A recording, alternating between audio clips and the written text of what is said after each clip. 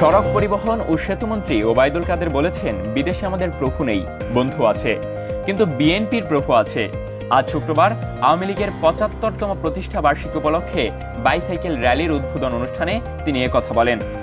আওয়ামী লীগের সাধারণ সম্পাদক বলেন, যারা প্রতিদিনই ভারত বিরোধিতার নামে আন্দোলনের ইস্যু খোঁজার চেষ্টা করছে, তারা আবারও ভুল পথে হাঁটছে। সেতুমন্ত্রী বলেন, বিদেশে আমাদের প্রভু নেই, বন্ধু আছে, কিন্তু বিএনপির প্রভু আছে। আওয়ামী লীগ যা করে বাংলাদেশের স্বার্থেই করে, দেশের স্বার্থ বিকিয়ে দিয়ে বঙ্গবন্ধু কন্যা কিছু করেন না। আজ সকাল 7:30টায় মানিক মিয়া অ্যাভিনিউয়ে জাতীয় সংসদ ভবনের দক্ষিণ প্লাজার সামনে বাইসাইকেল র্যালি কর্মসূচি শুরু হয়। এই র্যালি মানিক মিয়া অ্যাভিনিউ থেকে শুরু হয়ে ধানমন্ডি 32-এ গিয়ে শেষ হয়। অনুষ্ঠানে প্রধান অতিথি হিসেবে উপস্থিত ছিলেন ওবায়দুল কাদের। এতে সভাপতিত্ব করেন ঢাকা উত্তর সিটি কর্পোরেশনের মেয়র আতিকুল ইসলাম। আখিরুল ইল্লিন, ট্রিডিং বাংলা নিউজ।